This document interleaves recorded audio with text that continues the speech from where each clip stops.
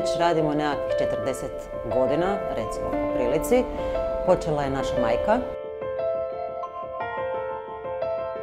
Sestra i ja smo se uklopile naravno već za vrijeme osnovne škole, smo počeli nešto malo pomagati mami, da bi na koncu mi to i naslijedile. I tako sad već radimo, sestra i ja, već 10 godina same, mama je otišla u penziju i podržavamo i trudimo se raditi što bolje za sve naše mušterije koje dolaze i evo, to je to.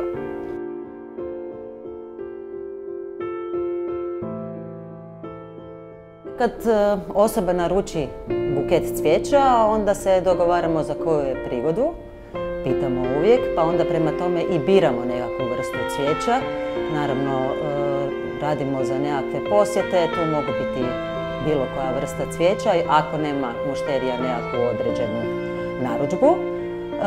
Onda mi to uobličavamo tako da slažemo prema novčanom dijelu, naravno prema tome koliko je mušterija rekla da hoće buket u novcima, ali ako imamo otvorene ruke, onda slažemo prema tome kakvog cvijeća smo uspjeli dobiti na veletržnici, naravno o tome isto ovisi cijeli buket, i naravno slažemo prema bojama koje se mogu uskladiti.